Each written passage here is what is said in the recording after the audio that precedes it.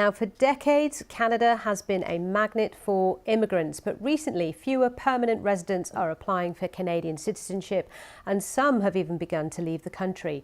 To help understand why the buzz has quietened a little, Nikhil Inamdar sent this report from Punjab, which sends thousands of migrants to Canada every year. Punjab, India's breadbasket, land of mustard fields, and also immigrant dreams.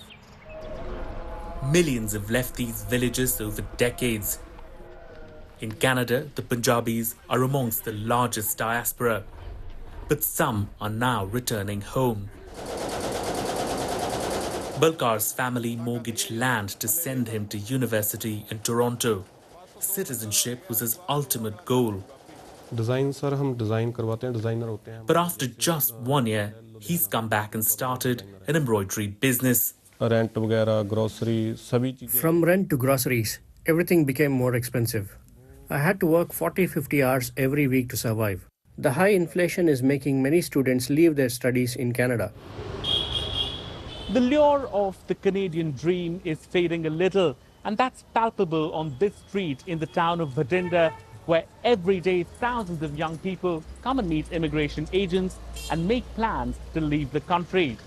Last year, though, the number of Indian students applying to Canadian universities dropped sharply. Protests over a lack of affordable housing went viral last year. In response, the Trudeau government announced international students must have double the amount of money to cover living expenses when they come to Canada. A temporary 2-year cap on new international student permits. In addition, the government has introduced a cap on how many student visas are issued every year to help address the housing shortage. Canada stopped building housing in large scale for about 30 years. And now that's come back to bite us as the population starts to grow. But there are deeper reasons for a waning Canadian dream.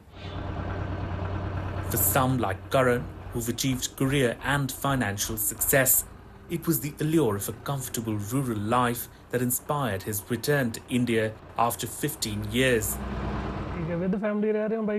He's now started an online consultancy to help others come back to their roots.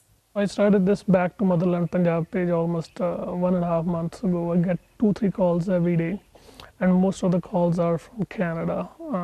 People who wants to know what kind of job opportunities or what is available in Punjab. India is growing, and people can see that. For decades, immigrants have fueled Canada's economic growth. India is still one of its largest sources of migrants.